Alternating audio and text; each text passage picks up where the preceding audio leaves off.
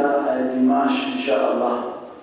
Nafikiria semina iliyopita Dimash tulishia katika kuoa kwa Mtume Muhammad sallallahu alaihi wasallam bibi Khadija, na kwa leo insha Allah tutaendelea a partir ya pale tuweze kuendelea mbele, tuone mengine ambayo yanahusikana na historia ya huyo kipenzi chetu Mtume Muhammad ambaye ni imamu wa mitume sallallahu alaihi wasallam. Na kwa hivi leo tulikuwa tutapanua hiyo mada ya kibibilia, tuone pia kama Biblia inatuambia nini kuhusu hiyo mada, kwa sababu ni mada ambayo wengi katika wale ambao wasiokuwa Waislamu huwa hawaamini Mtume Muhammad sallallahu alaihi wasallam katika Biblia au kuja kwake Mtume sallallahu alaihi wasallam.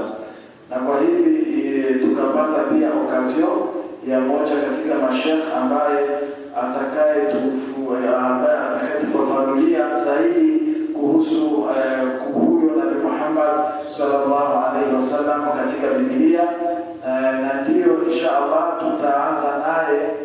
Atakuwa na dakika karibu 30 ambazo ataweza kuzungumzia mada yake, na wapili insha Allah atakuwa Sheikh Saif, naye atazungumzia karibu dakika 20, na mimi nitamalizia insha Allah, na tutafunga semina yetu ya leo. Ikiwa Mwenyezi Mungu ataweza kutujalia, basi tutaona tena Dimash nyingine tuweze kuendelea na hiyo sira ya Mtume Muhammad sallallahu alaihi wasallam. Lakini pamoja na hayo insha Allah, nafikiria kikao chetu kitaanza na dua ambaye itasomwa na fadilatu Sheikh As-Saif Sali insha Allah. Falyatafadhal ya Sheikh. Bismillahir Rahmanir Rahim. Alhamdulillahi Rabbil Alamin Arrahmanir Rahim Maliki Yawmiddin. Iyyaka na'budu wa iyyaka nasta'in. Ihdinas siratal mustaqim. Siratal ladzina an'amta 'alayhim ghayril maghdubi 'alayhim waladdallin. اللهم افتح بيننا وبين قومنا بالحق وأنت خير الفاتحين. اللهم افتح بيننا وبين قومنا بالحق وأنت خير الفاتحين. اللهم لطف بالعباد يرزقنا شوقك بالعزيز برحمتك يا أرحم الراحمين. اللهم أرنا الحق حقا وارزقنا اتباعه، وأرنا الباطل باطلا وارزقنا اجتنابه برحمتك يا أرحم الراحمين. سبحانك لا علم لنا إلا ما علمتنا إنك أنت العليم الحكيم. سبحان ربك رب العزة عما يصفون والسلام على المرسلين والحمد لله رب العالمين. الحمد لله. Baada ya dua insha Allah, nafikiria tutakwenda moja kwa moja kwa amiri wetu wa alu Bwana Juma, ili aweze kudevelope mada yake ambayo inahusikana na kuja na kutumwa kwa Mtume Muhammad sallallahu alaihi wasallam. Na kwa hivyo ana karibu dakika 30 insha Allah katika mada yake, na ikiwa Allah tabaraka wa taala atatujalia tuweze kuendelea tena na vipengele vingine. Bila shaka mtatusamehe sana kuona tumechelewa kidogo. Najua washekhi na walimu hawakosi matatizo mbalimbali na vitu mbalimbali ambavyo vinatokea kila siku insha Allah. Na kwa hivyo shekhi wetu, karibu sana katika mada yako. Assalamu alaikum wa rahmatullahi wa barakatuh. Wa alaikum assalam wa rahmatullahi wa barakatuh.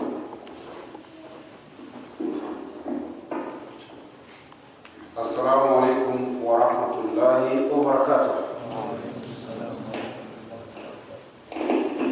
Innal hamdalillah, alhamdulillahi alladhi arsala nabiyyahu bil huda wa dinil haqq liyudhhirahu ala dini kulli walau kariha al-kafirun.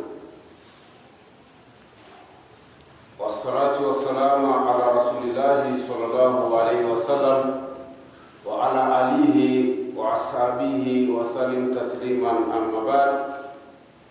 Rabbi shrah li sadri wa yassir li amri wa hlul 'uqdatam min lisani yafqahu qawli. Amin, amin, amin ya rabbal alamin. Bandugu Waislamu, yaliboso nyonso tubandiko zongisa kembo na matondi nyonso ya malonga epana kolonza Allah subhanahu wa ta'ala. Nzambe pekolo ya mokili mobimba, nzambe oyo atindela kibiso motinda minaye prophète na ye na lingomba oyo ya sembo. Et puis natina été lingomba wana eya ko dominer, eya ko triompher, eya ko lekela pe ko telema likolo ya mangomba nyonso oyo ezalaki na sena moi. Na déplaise on me créa ata soki ko sepelisa ba me créa te bato baboya ko ngima. Mais vérité ya wana esili na bongo to sengi kime be woto na kono nzambe Allah subhanahu wa ta'ala ele kana kokitali kolo ya suka ya batinda miwana prophète Muhammad sallallahu alaihi wasallam batunanda kuna ye bayekoli na ye na biso nyonso ba islamu ya mukili mobimba na 4 ko ya monde o tozali ko bunda kolanda malakisi na matambe o ya tikela kibiso prophète wana kino mokolo ya suka amin nzambani mamaboneli. Dans l'entrée de Jésus Islam, thème des hommes laïmingi, normalement, on a 1h30 à 2h du temps. Mais, vu indisponibilité, on est obligé de résumer. De façon que, aime ka okota muke na kati na compréhension na biso, nenge mokonzi na biso, autaki kolobawa, tolinga kipe to tomona kipe malamu ke il faut to lobela pete me wana kaka na Qur'an ite me to lobela mo pe na babuku parce que pour l'information na biso islam il faut to yeba ke prophète Muhammad sallallahu alaihi wasallam azali nabito mutinda nya sonite to ya secrète ke to mi magalika munena kukuto na kubomba kisirisi to aza prophète ko négocier ni mona te azali prophète oyo to zali na plein pouvoir ya panza samuna yepe kolba parce que atina maki kaka pona barabe te kaka pona batu ya azite mais atina maki pona humanité tout entière et c'est ce que dit la Bible à son sujet nande wana pe Bible zolo banatina naye et puis na babuko mususu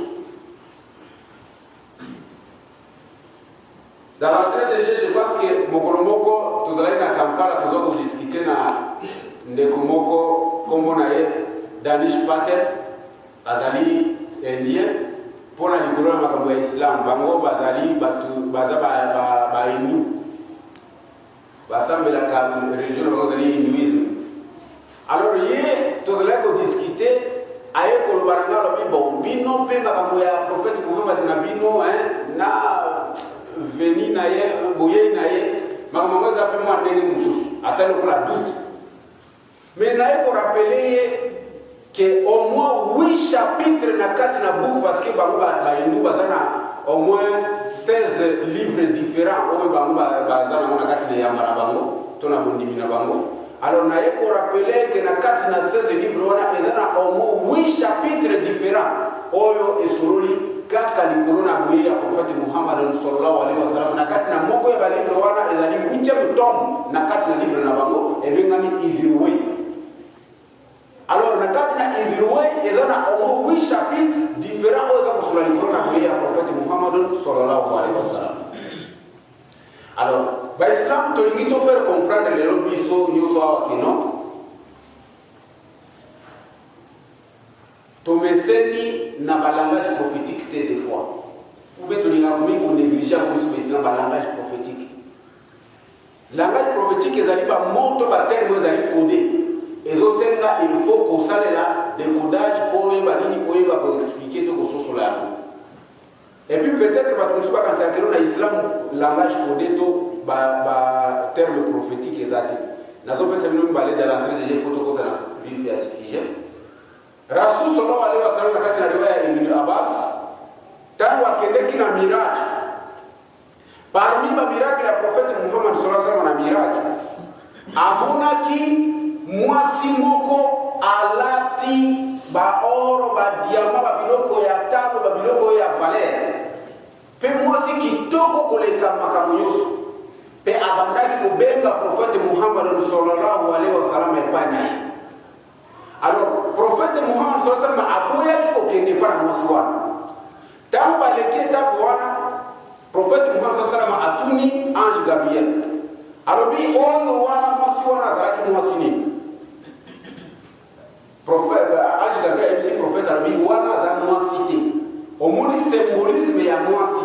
Na babiloko alati ba diamant ba or babiloko ya taro na nzoto na ye. Mais aza mwasi te ezali représentativité to aza ko représenter monde oyo sika yo kuti mokili wana mobimbaneli wana.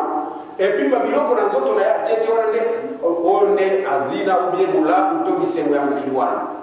Parce que yo sali malamu parce que on dit mal qu'on répondre na appel na ye. Ceux qui répondent qui na appel na ye automatiquement au moins na yo mobimbaneli ba la perdi pour la kolanda bisengo ya mokili. Vous comprenez l'islam? Langage prophétique. Au moins aussi.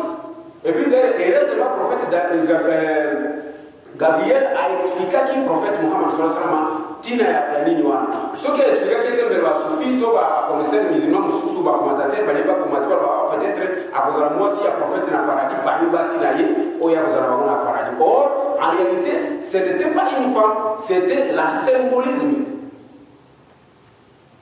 Tout le monde dit que mon corps parle pas. Prophétie n'est pas allé.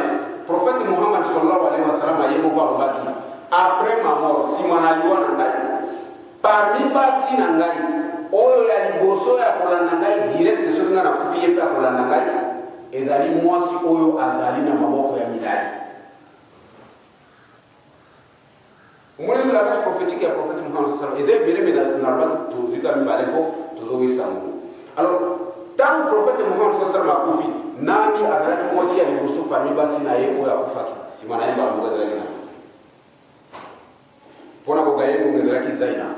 Alors Zainab akufaki directement après au kufa le prophète Mohammed sallallahu alayhi wa sallam parmi basi yo le prophète yenda akufaki avant. Alors tant Zainab akufaki ba commencer ya Islam banda ko sala recherche ba mi Rasul sallallahu alayhi wa sallam s'est trompé comment mais azalaki mo miko sa parce que il y a des ko sala la révélation o ile ko kitani kolona mais ndenge nini alobaki ke mwasi akufa simana directement ko sala mwasi wa azalaki na maboko milai siko Zainab maboko ne zalaki pe milai te ya seka na maboko normal ko la mwasi mwasi et puis azalaki mo yimite ko peut-être to interpréter ka maboko molai ko la mo yimi or prophète Mohammed sallallahu alayhi wa sallam azalaki ko ba mwasi oyo azalaki bienveillante mutu azalaki kokaba ebele parmi basi ya prophète Mohammed sallallahu alayhi wa sallam azalaki omunu muskine mama ya bamaskine ezalaki Zainab. Alors owana ezali moko parmi ba langage prophétique oyo prophète Mohammed sallallahu alayhi wa sallam. Alors dans les figures des choses tolingi sikoyo tokende kosolola likolo ya boye ya prophète Mohammed sallallahu alayhi wa sallam. Nazo regrette pour la mongamé tokosala effort inchallah tomeka ko résumer pour vous comprendre. Parce que ceux qui te expliquer madame te comprendre c'est tellement difficile de comprendre. Alors tokopesa bino d'abord verset oyo bokokuma bokokende kosala nini bokokende kotanga yango bien na bandako. Mais déjà explication heureusement toujours qui nous allons bien comme explication wana na notre explicative yons pour permettre to que ni moi ma mais néanmoins il y a que dans le site totaka qui va version na surtout mais le ko la tozana ngate parce que ça milai ozokuta que no verset ya bozo to kotaka kozala na kati na mokanda ya Daniel les parmi les livres prophétiques na kati na Bible Daniel chapitre 2 verset 27 à 45 donc tozongeli Daniel chapitre 2, verset 27 à 45. Wana ne première nani na biso prophétie de Mose zali wana ya mibale zali na même Daniel wana chapitre 7 verset 1 à 17. Heureusement pour na biso ba cher zaba sala ki biso mala totanga keloko pe toza ko mémoriser na mutu. Yango mona kashia ko tele mawa tei azotanga ba verset ya Coran na mutu na badisi mbala moko ata pe biso boto te aka pe Bible tanto za na ba moko ko silisi na ba ya do vera ko ka Bible za ba pe na ko ka verset yo so silisi la kina kotanga mbala moko. Alors ne chance ya ngwa mais ne yango ko za na verset to mi deuxième verset zali na Daniel chapitre 7 verset 1 à 27. Boko mango Daniel chapitre 7 verset 1 à 27. Ok, toujours les images mbangu to comprendre ce que to compte na explication pour to que ne conclure to ba nenge nini prophète Mohammed sallallahu alayhi wa sallam awa ezana invité moi à liboso na Durba ezalaki scandale bato nyonso bazali bainvité bapaster babishop banani mututu debe ezalaki te tosilisi teme debe ezalaki te tosengeli bakestio bopose biso ate bakestio ya kodute botiela ata biso tembe te baboyi balobi tembe eza te parce que eloko to ezali clair parce que awa toza na besoin te omamana o cet esprit oyo soki ekitaki non ezali très clair. Alors en résumé Daniel chapitre 2 verset 27 à 47 ilobi likolo ya rêve to ndoto ya makambo ya islamu dernière révélation islamique et puis na accomplissement yango ya suka na travers prophète Muhammad sallallahu alaihi wasallam ndenge nzambe arevelaki na nani na roi oyo azalaki parmi ba descendants ya Namrud bin Canaan oyo na lala na toela kimabe ya nzambe bandaki déjà doute na nzambe na période ya prophète Ibrahim. Alors, parmi les descendants, il y a Nabucodonosor. Il y a la face, il y a révélation, il y a Benito Moye, il y a l'islam dans la période. Wana, Babylone, l'époque Wana, Babylone, le lieu de l'Irak, où il y a l'islam. Roi Nabucodonosor, alalaki na butu, aloti ndoto na kati na pungi, aloti ndoto, simakula mukana ndoto, abosani, alamungi na tongo, abosani ndoto. Tama abosani ndoto, tuzo kata vraiment, bokuta na bien na baversi na pesi biwana. Tama abosani ndoto, etindi abega ba magicien, ba marabu na nyoso tu, oyo bazana na kuro ya, baya kusala nini, baya na palero ya, na lombango. Tama abengi baye, atuni bango lobi, nazana posa bosunga ngai d'abord ya liboso boyebisanga ndoto nini nga nalotali na mutu te bo explique ngai ndoto wana elingi koloba nini débat ebandi entre bango bamagicien yazotuna bango bolasanga ndoto nanga nalotaki mpe boyebisanga ntina nango bango balobi roi tozozela kaka yo yebisa biso ndoto oyo olotaki mpo biso topesa ntina nango abi non ekomi loko tozosala blage nga na bino. Est-ce que bonne boza ko kosaka botaka version na bien beaucoup tano bonne boza ko kosaka ba tukebino boza ka connaisseur boza ba safa boza ba magicien boza ba marabu zoka boyebino ko mokote komanda na loti ndoto na bosani pe bikola boza ko kate ko rappeler que na bosani ndoto les alaki boy et puis pour pesa ngatina na alors lokola ezali mwana na zo pesa bino satans to punition bino tout na na tina na bino tena kuro ya na ngai na za kutumba bino nyoso bifuko kufa tumba bino na bino boza na tina mo Sangwana etamboli ngoko bane ba ici kwa bino yo pe to moni za normal tewa ndenge ya kesho zo tuna biso wana mutu moko te atikala ko tuna mona sena moyi ndenge ni yo lala ki yo moko loti ndoto biso to za kite to yebite o tuna so ke to rappeler ndoto pe to pesa explication wa mutu ya mukira ko sala kwa sate au moins nzambe ya likonda ko sala ko maneno na boyo vreza na connaissance humanité ko zo mona ko ndenge place ba magicien ba maroba za ba avantiri roba bien lelo nina comprendre que nous allons tina mokote yao lokole zane mwana binu tifu busina sikoyo parmi bato il fallait pas kufa wana prophète Daniel azalaki israélite tango wana nani Nabucodonosor akende ko beta Israël akangaki bango comme banani mateka azongisaki bango na nani naye na Babylone awa na Irak bazalaki komini kosalela roi. Il fallait que Baba kufa na kati na makamona ndende na bino no yo garde kende bisa na wakwe abu manana ba magicien wana te po biso to za concerné ye biso na roi biso to za na makoki na nzambe na biso ya nzambe ya likolo les très hauts les puissants et les sages yende azana makoki soki to seli ye akopesa biso révélation na d'abord na ndoto ya roi pele simanango akoya ko ipesa biso be explication nango roi pesa biso les 3 jours parce que ibada ya 3 jours après 3 jours nzamba ye kolotsa prophète Daniel ndoto wana na be explication nango alors toke na mbango roi Daniel prophète Daniel akei pana roi akiko ibsa roi ni oh roi tu es le roi des rois yo roi ozali roi ya ba roi parce que tellement na pesa ka ba chrétien pas si tant ozoka Jésus, le roi des rois, quand il dit que non, le roi Jésus dans sa vie, non. Namrud peut bien dire le roi des rois. Et ça, le roi est bien mon roi des rois. Pourquoi roi des rois? Nous avons bien dire roi des rois, Jésus, roi des rois, dans le roi des rois, tout simplement ce que tu as dit dans Corinthiens, Paul a dit Jésus-Christ, non, l'homme est le chef de la femme, et Jésus-Christ est le chef de l'homme, et Dieu est le chef de Christ. Est-ce que vous te comprenez? Biso tout ba chef. Biso mi ba chef ni kona basi na biso. Jésus no kona nabi pe rasul, azali chef ni kona batu nyonso, ata soki oza roi oza président, il y a un chef na ye. Parce qu'il est interlocuteur intermédiaire dans Zambie à Wanokili. Donc le prophète Mohammed sallallahu alayhi wa sallam peut avoir. Alors dans le moment il y a un chef ni kona biso mi ba. Biso ba chef na basi na biso. Jésus to, prophète Mohammed to, Nabi Moussa et consort, ba chef ni kona biso.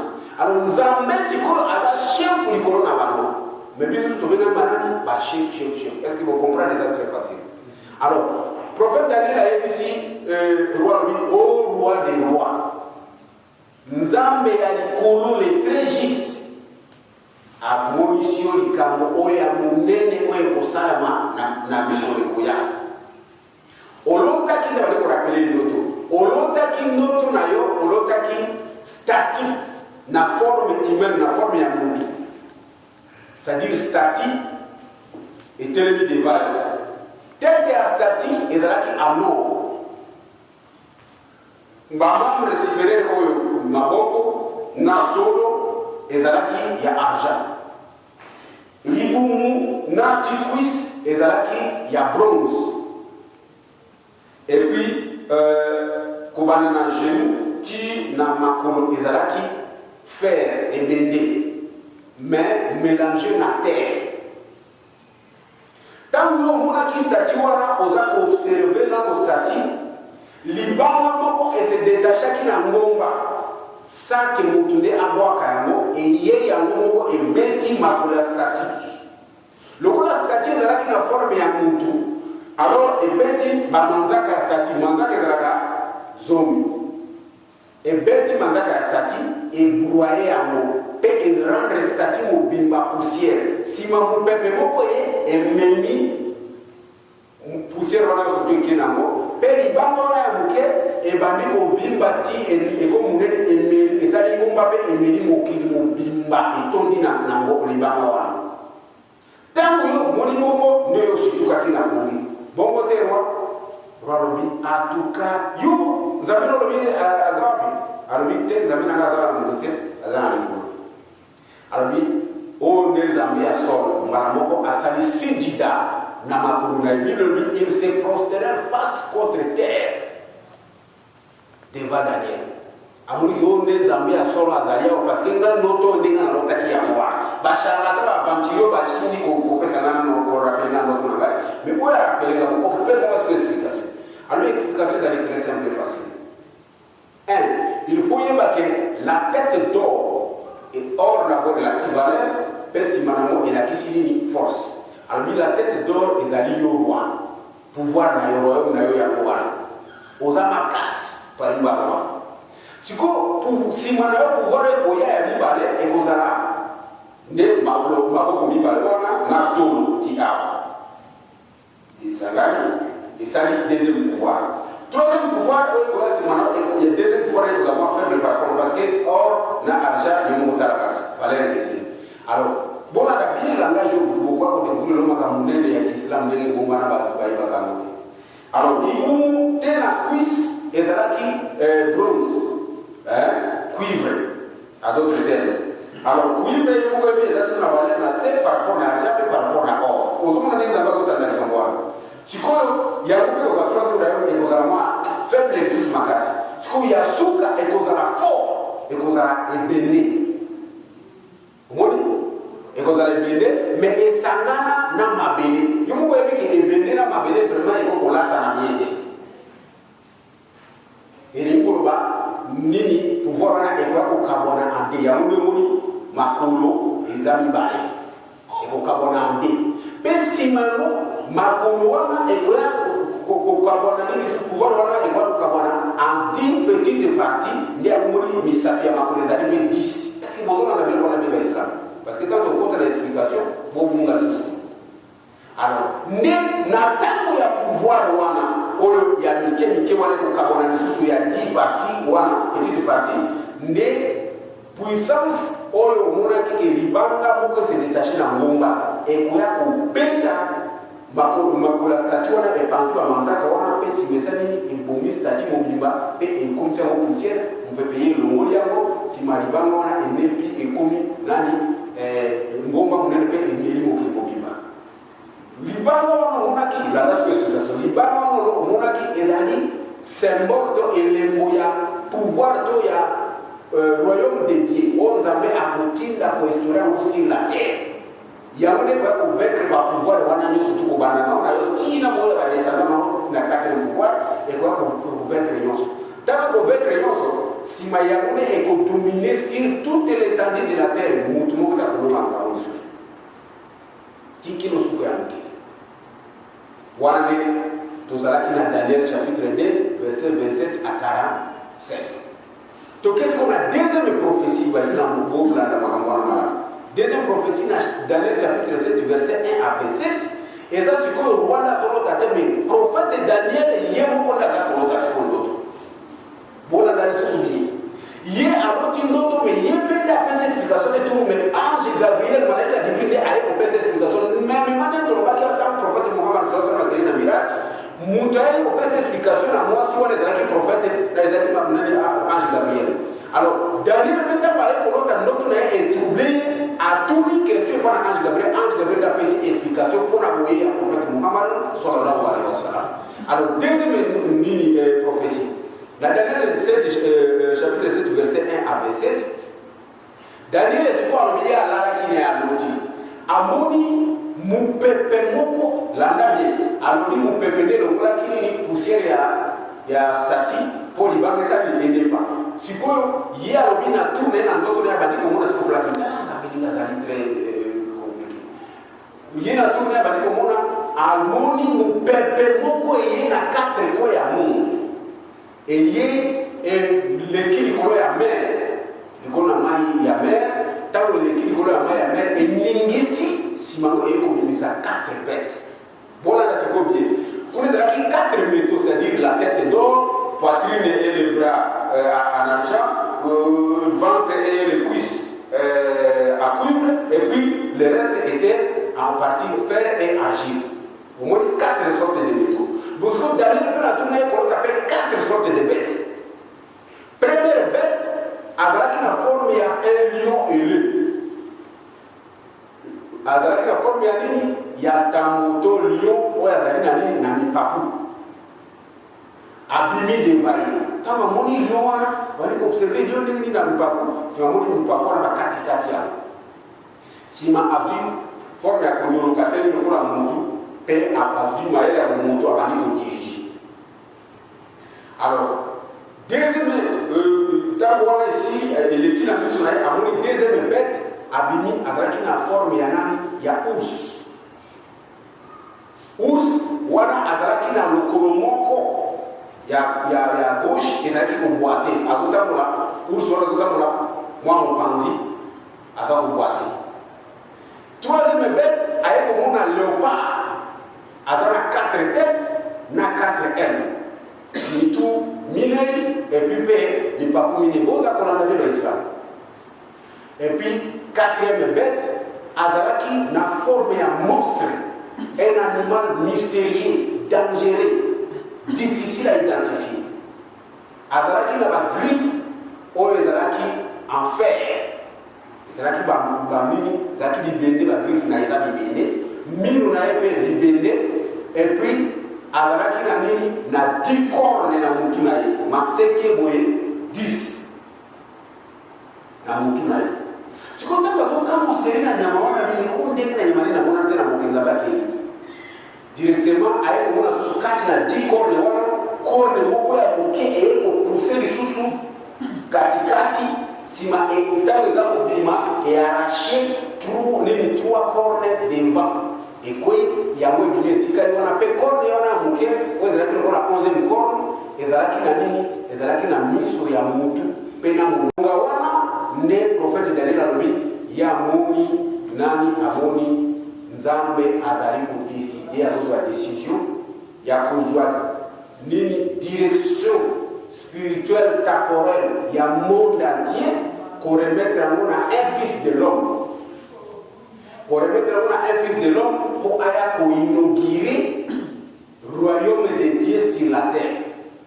Et puis, le royaume il y a pour détruire 11e corne oyo ebimaki ya mokie ezalaki na miso mpe na monoko ebale kofinga nzambe royaume ya nzambe wana nde ekoya koboma to kodétruire royaume wana. Est-ce que tu comprends le islam? C'est difficile, hein? Alors, tu as l'explication pour tu gagner ça. Tu as une question à répondre pour expliquer ce que des professions, peut tout le monde et ils allaient sur le prophète Mohammed sallallahu alayhi wa sallam historiquement pour la réalité au Yotozanakati. Question à l'émotion, quelle est l'identité des 4 royaumes symbolisés par 4 différents métaux de Daniel 2 et qui correspondent aux 4 différentes bêtes de Daniel 7 historiquement. Il faut tout y avoir ce que métaux, tout bibélé, tout banini babilo ya talo oyo ezalaki ko représenter statue oyo roi Nabucodonosor otaki ezalaki 4 étapes et puis na 4 sortes ya bêtes oyo Daniel alotaki et correspondre ndenge nini il faut tuyi bana wana kwa liboso ya mibale tuyi babeli jusqu'à qui représente les 10 cornes de la 4e bête de Daniel 7 et qui correspondent aux 10 auteurs de 10 statues de Daniel 2. Si ma mibale to ko babeli nini ne ezali pour signifier 10 cornes oyo ezalaki na mutu ya nyama ya suka wana au 4 mètres et puis oyo ezali na même symbole toza ko signifier loko moko na 10 auteurs ya makolo ya statue oyo libanga eyaki kobuka ko écraser. Troisième question, que représente l'étoile des 10 cornes arrachées devant la petite corne de Daniel 7 et qui symbolise cette dernière? Alors, tokoyeba pe na kati na 10 cornes lokola misa pe bimaki kokoya pe moko yeko bimawa mukie oyo ezalaki na miso pe na monoko o misa te koya eko na enope symboliser nini historiquement. Et puis, quatrième question, quelle est l'identité exacte du royaume éternel universel de Dieu, symbolisé par la pierre qui a frappé le pied des statues de Daniel 7 et que le fils de l'homme de Daniel 7 aura la charge d'inaugurer ou de planter sur la terre. Alors, cinquième question, quelle est l'identité exacte des fils de l'homme à qui Dieu confiera le gouvernement temporel de tous les peuples de la terre? Nani mwana ya mutu oyo Bible za kolobakeno nzambe akopesa ye direction spirituelle temporelle ya toute l'humanité. Mwana ya mutu wana ne nani? Toke la réponse. 1. Réponse est à moi. Na point A. La tête d'or symbolise le royaume du roi Nabucodonosor. Le prophète Daniel a expliqué qui descendant de Namrud, une Canaan, l'empire néo-babylonien sur lequel il règne, et c'est pour cela que l'empire babylonien ou Irak et Lélo a toujours été représenté par un lion élu. Tous les battements de Tani peuvent être match. Irak, vous voyez, armoirie na bango ezakani ya biso na Congo ezalaka justice peut travail et selon ba tête ya léopard na flèche na likonga ivoire. Alors na Irak boyebi nini na bango ezalakani ezalaka lion élu. Emblème na bango batiaka lion wazana mapapu. Vous comprenez ce que pourquoi bango bazana lion mapapu parce que Irak depuis Karanatanga époque ya Babylone bango bazali na symbole wana na période ya nani ya roi Nabucodonosor. Ne explication nango ndenge Daniel avupesa pe ya moni lelo na Irak bazali na symbole wana symbole ya puissance na bango bamusu bazali ba aigle biso tozali léopard mususu bazali ba lion ba ya me ya Irak ezalaka lion lion ya na mapa yende pouvoir ya néo-babylonais oyo ezalaki na ntango ya nani ya roi nani Nabucodonosor. Alors royaume ya mibale ezali royaume où la pire Médo-Perse. Il y avait un roi à l'époque appelé Darius Ier. Darius Ier qui fut l'oncle de Cyrus le Grand. Bangomi balé Darius Ier na Cyrus le Grand historiquement d'ailleurs nous avons une histoire à Yéliamo. Bangomi balé de Basangana qui basali empire romain comme Médo-Perse. Alors Darius Ier y est Azaraki mais et puis Cyrus le Grand y est Azaraki Perse. Bangomi balé de Basangana qui basali coalition na bangomi amoni bangomi ok na deuxième pouvoir et que la poitrine na des bras. Alors c'est-à-dire moko Med moko Perse. Ne basanga basali royaume na bango. Alors la deuxième prophétie va symboliser na ours ou à kotambola à moitié faible avec ko boiter na le à gauche. Pour nini parce que tango Darius Ier akufaki mutu oya yaki ko récupérer pouvoir ezalaki Cyrus le Grand. Cyrus le Grand a récupéré le pouvoir oyo lelo bazumenga Perse wana lelo bazumenga Iran. Pour l'information de nous avons bakango bato pe kotengo histoire moyebi ya non. L'Iran s'appelait à l'époque basé au mot Perse. Mais le nom est Iran. Alors, c'est comme ça Cyrus le Grand qui iranien donc Mouta Perse a récupéré ce pouvoir dans l'oncle naïe Darius Ier à Koufaki, il a récupéré le pouvoir les par Bamba à Iran. C'est pour ça que le nom Iran qui est là a la tête pas la force la résistance dans la puissance mondiale. Voilà la deuxième puissance. Alors, troisième puissance, Ezalaki, royaume Ezalaki symbolisé par ventre, na cuisse ou Ezalaki à cuivre, et Ezalaki symbolisé pouvoir, il y a empire grec. Il y a une troisième puissance où il y a dominé le monde après Nabucodonosor. Ezalaki grec, ne va pas qui commande le monde. À la tête nani Alexandre le Grand. Alexandre le Grand, il y a roi il y a grec au qui pour conquérir le monde entier pour avoir le pouvoir dans le monde entier. Troisième pouvoir. Alors, pourquoi quatrième bête wana léopard wana a 4 têtes et a 4 nini elle. Pour la dire que pas mine mitou mine. Pour la dire parce que tant Alexandre le Grand à Koufaki, la Koufaki est certain le 13 juin 323. Vous voyez la date. Là, donc, le 13 juin 323, né Alexandre le Grand Koufaki. Bon, comme on a internet, bon, comme on a livre, il y a histoire, beaucoup d'amis, on a tout ça. Vraiment, la certitude de l'autre, qu'on va passer tout ça, la recherche approfondie pour ne pas être contredit. Et on te dit que la première exposé tout ça et Pesaka vraiment mon toutou a qui coincé parce que tout ça il y a un élément surtout bien assis. Alors, le 13 juin 323 né Nani Alexandre le Grand. Pour faire qui t'a Alexandre le Grand pour faire 4 de ces généraux ne va qui pouvoir, les généraux n'a 4 ne va qui ce pouvoir après pour faire c'est pour cela le père qui a 4 têtes n'a pas 4 ailes. Alors, 4 généraux vont pouvoir qui est dans l'histoire au Koutalo, et dans le général Séleucos, général Ptolémée, général Cassandre, na général Lysamak.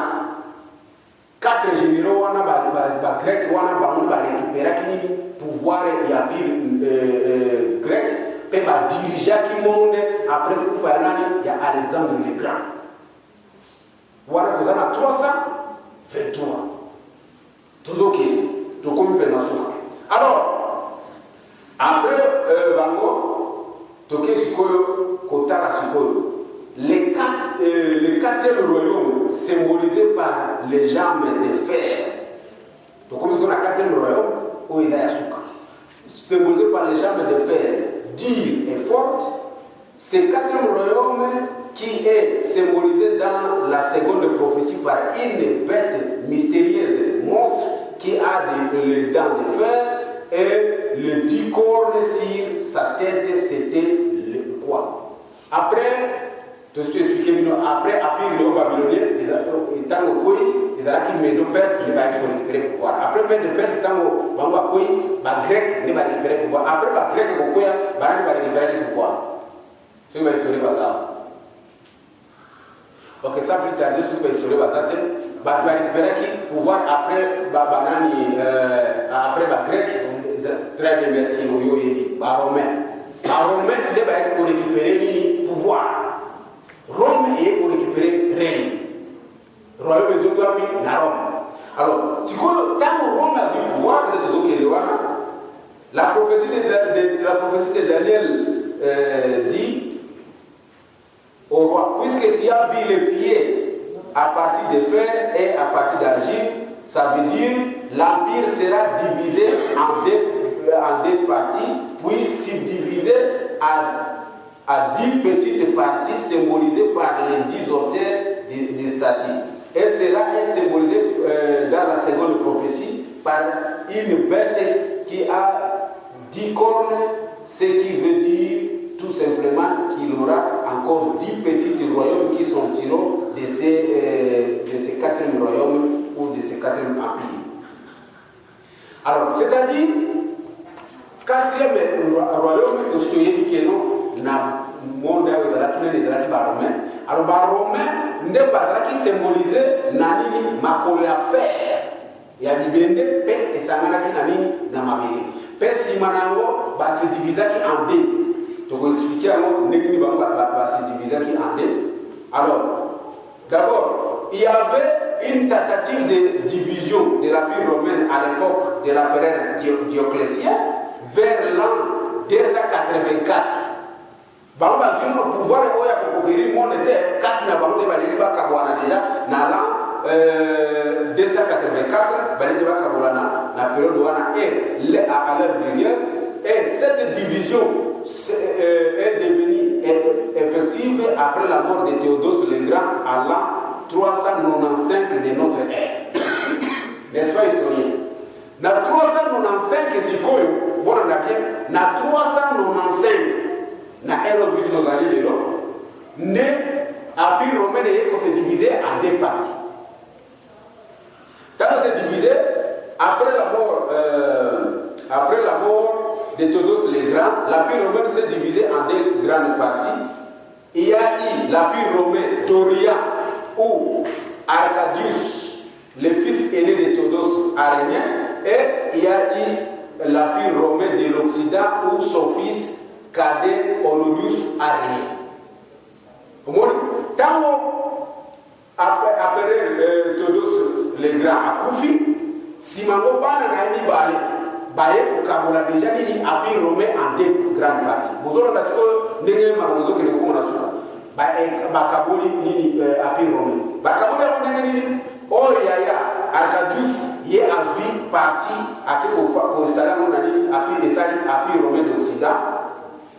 Et puis les qui n'a cadet ane ko sikoyo asali empire romain d'Orient. Bakabola Occident ezali Europe côté kuna. Orient eza Asie. Nakasi biso totanga to yima kangwara. Bongo ne bakabola. Bona tapene to ni ko masiko na boye ya prophète Muhammad sallallahu alayhi wa sallam. Alors question ko na to kotuna manga. Quel est quand est-ce que l'empire romain s'est subdivisé à 10 petites parties maintenant? Tu sais, déjà dans l'an 395, l'empire romain est dans deux parties. Banami Balé à Théodose le Grand, Bakabola qui empire, Arcadius, Azwaki à qui côté dans l'Occident, et puis Honorius, Azwaki parti à s'installer dans l'Orient. Ce que tant que nous va se subdiviser en 10 petites parties. Pour que les gens commencent à se faire ce qui prophète Muhammad a apparaître dans la catégorie. Réponse: l'empire romain s'est subdivisé en 10 petites parties et cette division ne concerne que la partie occidentale parce que déjà à l'époque de l'empereur Constantin, Constantin le Grand il avait déjà déplacé la capitale de l'Empire romain vers Constantinople, c'est-à-dire aujourd'hui Istanbul. C'est en Occident, c'est-à-dire en Occident, il n'y avait plus rien. C'est-à-dire, tant qu'on Empire romain comme Constantinople plutôt à Sarakini, a déplacé capitale et Empire romain. Au lieu de en Occident, on va occidentaux, nous comprendre ce qu'on est culturel. Donc, c'est qui a Constantinople, au lieu de Istanbul, Turquie. Si vous avez Islam, avant de continuer, vous savez la Turquie, des places où vous découvrir le livre de Barnabas, ou si vous avez le Corona, vous le prophète Muhammad, sallallahu alayhi wa sallam. Nous avons 4 volumes, ça nous a manqué. Bible, on a 6 000 ans, les amis, Bible, Bible à français courant. Lucas, Bible à français courant, tant les Francs, les Burgondes, les Suèdes, les Vandales, les Visigoths, les Saxons, les Ostrogoths, les Lombards et les Illyriens. Nous avons évité ce qui a été chrétien ou historien, véracité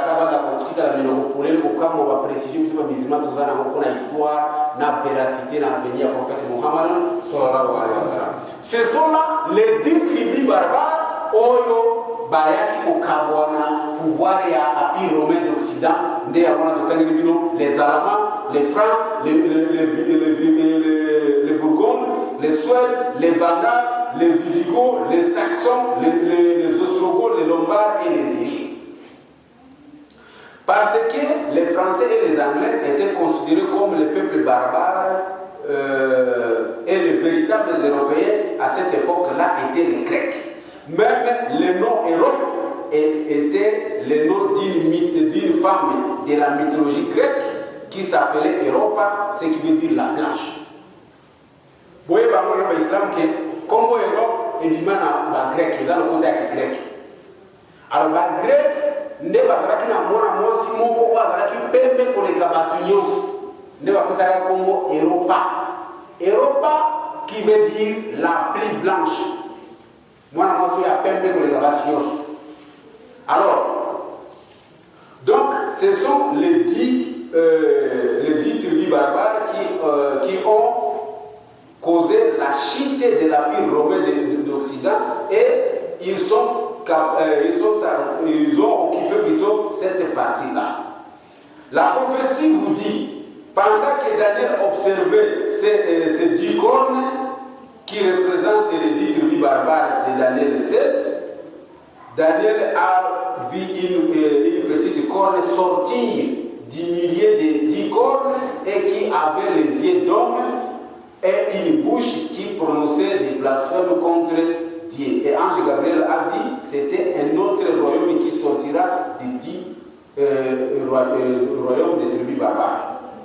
Alors, si on a dit la conclusion, parce que tout ce que nous commençons à dire, c'est qu'il y a une petite corne, ou les années à miso, et na mounoko, ils arrivent au fin dans la même doctrine, alors, question qui représente cette petite corne? La réponse est simple. Et puis, cette petite corne-là, c'est d'abord quoi? C'est un pouvoir politico-religieux.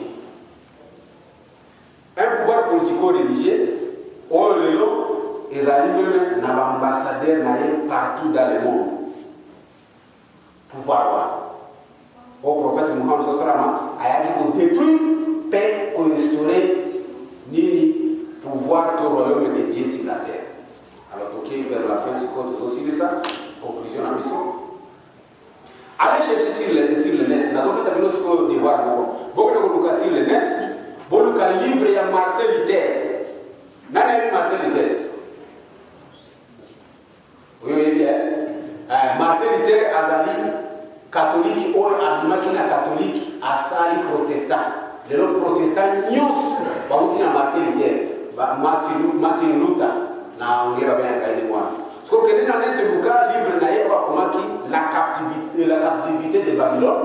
Ndio kwa sababu siko pona nia kwa la catholique pe akoyebi sana kati na livre wana nini kono wana ya mke liseki wana ya mke zali na miso ya mtu pena monoko bana kufinga zambe na doctrine na yeye ezali lelo nini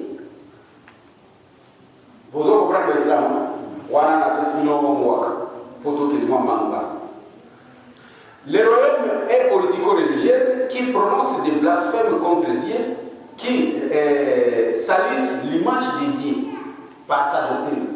Les gens, une doctrine n'a pas Maria a moi, maman, Yesu a moi, tata, Zambé, Abassali Zambé déjà comme Moutou.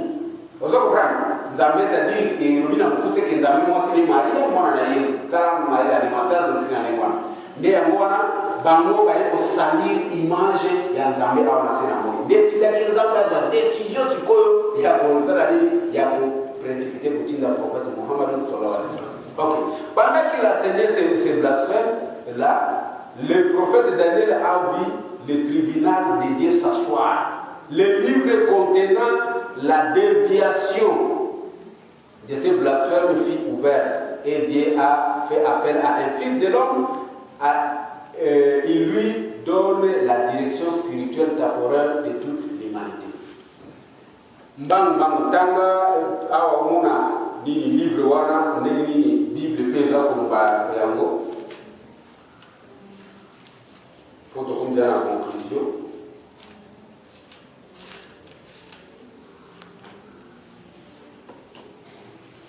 Ésaïe chapitre 29 verset 10 à 12. Boyoka, l'Église pas à prophétiser qui pour car le Seigneur vous a plongé dans un profond aboutissement, il vous a bouché les yeux, c'est une illusion au prophète, il a mis un voile sur vos têtes, c'est une illusion aux voyants. 11. La révélation de ces événements vous est restée aussi étrangère que les mots d'un écrit scellé par un cachet de signes. Or, on les présente à un quelqu'un qui se lit en lui disant, lis donc ceci. Mais il répond, impossible. L'écrit est scellé. On les présente alors à quelqu'un qui ne sait pas lire en lui disant, lis donc cela. Mais il répond, je ne sais pas lire. Fait des citations. Nde yango moni tangu azope sa prophète Muhammad sallallahu alaihi wasallam ange Gabriel nini kitabu ya Qur'an wambi ikra tanga ya rubinga na kutanga nini ngamu tunayibina na kutanga livre wana Qur'an wana kama livre scellé caché. Alors siko awa na prophétie d'aller wambi que livre wana bali kufungula ngisi kwa kupesa wana nani na un fils de l'homme. Le fils de l'homme wana sio kuzoke ni kuzaida jitile kuna kusukisa.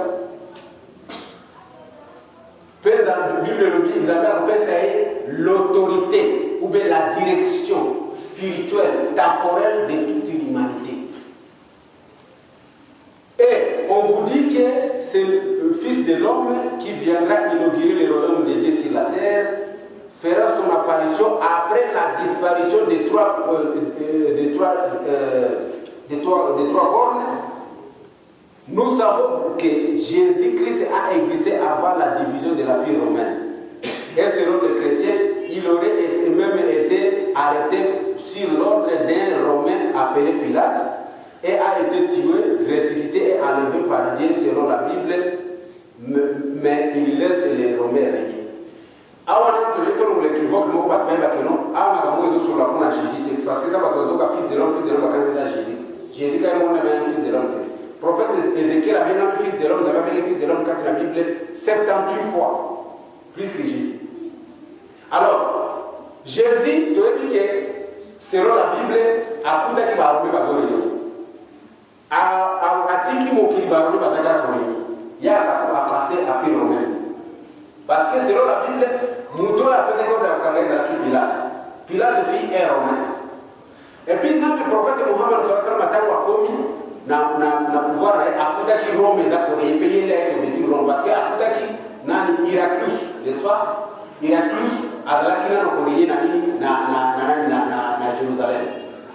Vous savez le islam. C'est-à-dire Yesu atazana makambo moko na kati na makambo ya.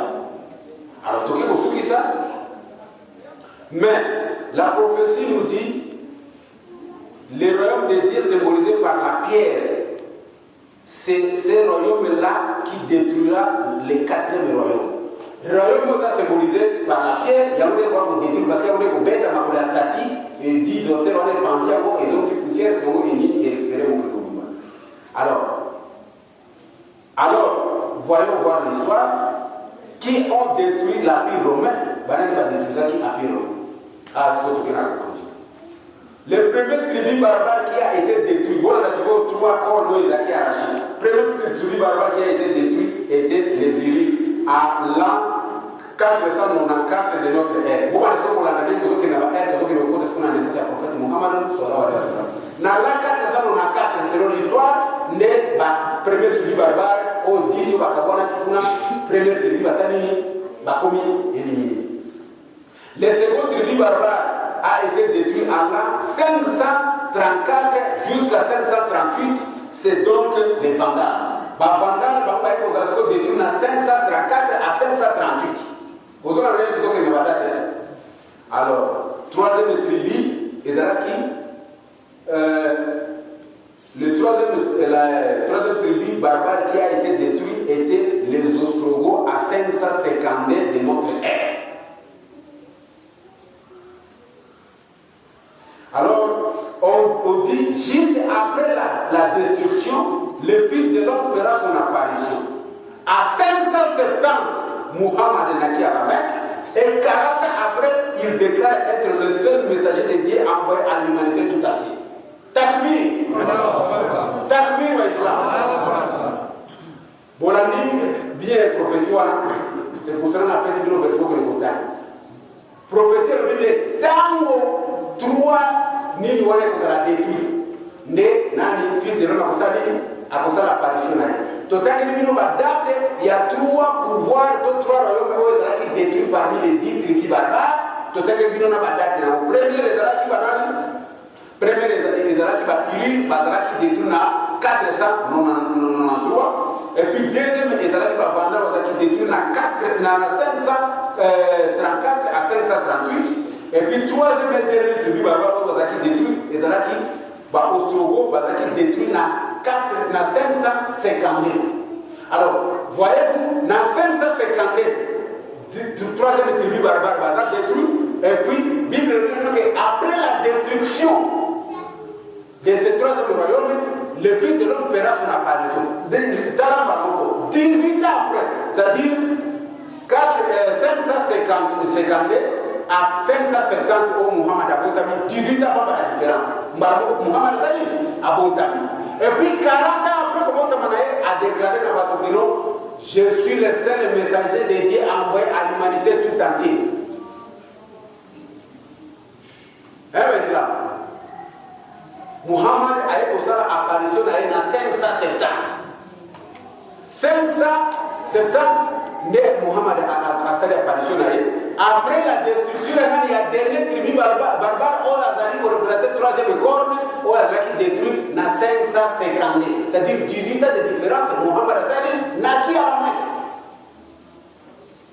Et puis, 40 ans après, a déclaré une prophétie que non, je suis le seul messager de Dieu envoyé à l'humanité tout entière. Maintenant, tu conclus.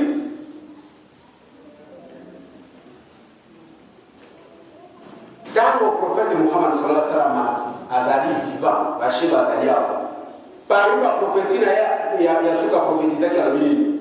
Alors, nous prendrons plutôt Constantinople. Biso to kosala nini? Biso to kokoisa Constantinople. Constantinople ndio représenter dernier corne au zali petite corne zana na miso ya mutu pena monoko au zali kofinga nzambe. Alors, banani bazana na précision ya histoire wana banani ne bakoisaki Constantinople et puis bakoisaki Constantinople wana wa. Ezalaki a pire oyo Islam koisi ya Rome. Ils ont qui derrière la puissance romaine, ils ont comme un empire byzantin. L'historien est bien empire byzantin. Empire byzantin. Les musulmans ne vont pas se faire, les islam ne vont pas se faire. Les musulmans ne vont pas se faire. Mais la guerre, Constantin 9 ou Constantin 11 entre les deux, là, il faut que ça recherche sur Internet, il faut que ça précision. Parce que, tu lui peux expliquer, madame. constater bazalaki ebele, pharaon bazalaki ebele, Hérode bazalaki ebele, Namrud bazalaki ebele, roi wana bazalaki bakombo ezalaki bakombo za kolanda. Nde bazalaki kotia bango premier de ti banef bani ainsi de suite. Alors, ce qui est connu et reconnu par tout le monde, l'islam à sa tête, le prophète Muhammad sallallahu alayhi wa sallam, le dernier messager, n'est pas qu'au pouvoir et à Rome. Rome est régné le code politico-religieux, c'est-à-dire qu'on régnait dentro de la prophétie, pour écraser le monde entier, la force et la puissance de la puissance mondiale pour les États-Unis. Maintenant, tant que le prophète Muhammad a dit dans l'islam, a dit que Beta, Constantinople, n'a appelé le romain byzantin, alors va détruire Rome. Et puis, tel est le prophète Muhammad a fait cette prophétie.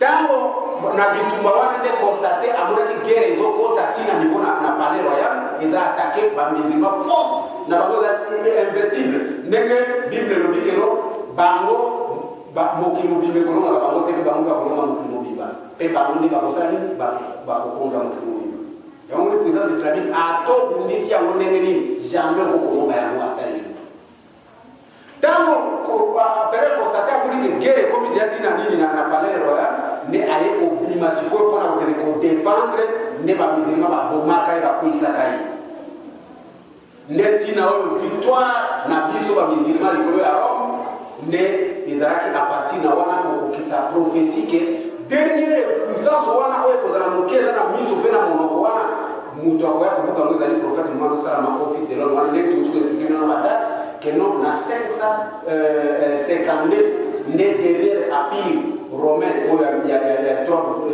tribus barbares et puis le prophète Muhammad a voté en 570 et puis 40 après à cela qui déclaration que non, je suis le seul messager de Dieu envoyé à l'humanité tout entière. Alors c'est comme ça que tout mécanique résumé par mes bandes de ça qui il fallait expliquer pour comprendre ce davantage mais ça simple et clair alors on doit comprendre que non n'engagez pouvoir banako tabola pe ko ko na tula prophète Muhammad sallallahu alayhi wa sallam pour la restaurer pouvoir de Dieu. Alors pour conclure comme ce que nous bakeno Babylone wana à l'époque de l'Irak plutôt. Babylone de l'Irak. Les pays musulmans. Perse à l'époque de l'Iran, les pays Istanbul et Sika pour constater à Wamisaki capitale ya Rome pour combattre l'ango. L'Europe et Israël pays. Turquie pays musulman. Donc c'est comme ça que ba pays wana nyoso o ezala ki ko représenter pouvoir wana tant pour faire tailler à Bouki à restaurer l'islam na ba pays wana nyoso. Et puis parmi les prophètes prophète Muhammad sallallahu alayhi wa sallam ngaina kiyama tukao kwa kimini et d'examen ça fait mal. Ce que moninga Muhammad si mangeza kiyama bana. Et puis, il y a des gens qui ont un côté de ma tête sans pour autant que porte moko na sena moye salini et il y a un islam. Il y a un monde tala prophète qui est très sage. Alors, sur la case, c'est la révélation sur le de la commission. Jamais avec le pas de moko. Alors, porte moko parce que nous avons l'accès qui est déjà Muhammad sallallahu alayhi wa sallam et que nous avons besoin de le pas de moko, mais la porte est différente. C'est-à-dire, il y a une porte, il y a une porte, il y a une porte, mais nous n'avons pas de mot. Alors, le prophète a attaqué, tina porte, moko, et qu'on a dit qu'il y a l'islam. C'est pour cela que nous avons dit la Turquie, capitale mondiale de l'Okola, comme l'islamique. Et puis pour votre information, est-ce que vous voyez que Rome, l'église, mon côté de la capitale catholique, mais l'islam n'est pas comme ça. Et puis il y a des mosquées na Rome. N'est-ce pas? C'est ce qui confirme la puissance et la domination du prophète Muhammad sallallahu alayhi wa sallam. Nous avons à remettre à direction temporelle, spirituelle, temporelle, il y a toute l'humanité. Et puis il y a un qui symbolisait la Libana, où il y a qui est bêtise, stati et écrasé, ils ont aussi à poussière, si mon peuple souffle de Dieu, alors si Maliban on est allé bomba peut venir au Kimobi. Il y a un moment dans l'islam, Mounara Yoso dans l'islam, on a toujours la forme il y a des banques.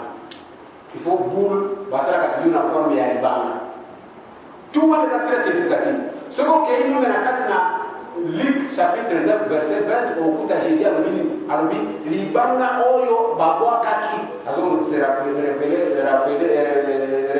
alors se référer plutôt na livre ya Daniel oyo abi libanga oyo babwa kaki na ngomba sa loboko ya mutu ça le secours d'aucune main oyo etondi esindi mboka libanga na soki yo kweli yango okobuka mais soki yango kweli yo ekonika yo kutulu tale sigayo c'est islam asala qui guerre pour conquérir le monde il y a toujours pour écraser et ce que pour attaquer l'islam sous canal de la yo no ko défaite tala na le 11 septembre quand basala qui atata ba conseil ba mission la libérer za usamanda salia mais d'ailleurs toujours pour discréditer l'islam mais tala si manamo ni les gars de l'islam faut la information ni les gars des États-Unis librairie nyonso ya Kiislamu ya États-Unis ezalaki vide na Coran nyonso basombi yango tala basali attaque mpona kodétruire l'islam mais tala sikoyo nzambe sikoyo atie ezalaki nyonso bato basombi Coran ntina bakafiri baza kowela na librairie baza kosebuskile kosomba Coran après atata le 11 décembre bacomprendre que ezalaki ma musulman te alors tout temps makambo kitoko eza na kati na Qur'an bref l'islam tokokonklira parce que ngonga na biso eki makasi en tout cas nini amemo tomeki koresume bapouvoir na prophétie ndenge etandemaki ti kokoma na veni ya prophète Muhammad sallallahu alayhi wa sallam soki mongepesamelaka biso tolingaki sikoyo tozwa yango na nouveau testament ndenge nini jésus sikoyo aprophétisaki azobenga ye esprit de vérité azobenga prophète Muhammad esprit de vérité les juges des temps de la fin donc yesu zolo babie que notre prophète Muhammad sallallahu alayhi wa sallam juge des temps de la fin les lois loi nini oyo ezali comprimé likolo ya loi nyonso ya monde soki ezali loi islamique yango monde mpe kosala combat ya koluka kodétruire islam parce que seule puissance oyo eza lelo na monde yango wana alors nde yango moni Rome ezalaki détruit par prophète Muhammad sallallahu alayhi wa sallam islam mpe yango wana batikaki na bamaka na korenye lokola États-Unis bazongi na kati na religion bazongi bakomi politico religieuse Muhammad sallallahu alayhi wa sallam nde abuki bango adiminye bakasisi bango force wana lelo donc bazongi wana kati na nzela neti mwa religion mpe omisaka mwana nzambe alingi baza koprofite kosala bamakambo na bango mosusu na kati me lisusu force baza nango te islam esali ezwi besi waza assalamu alaikum warahmatullahi wabarakatuh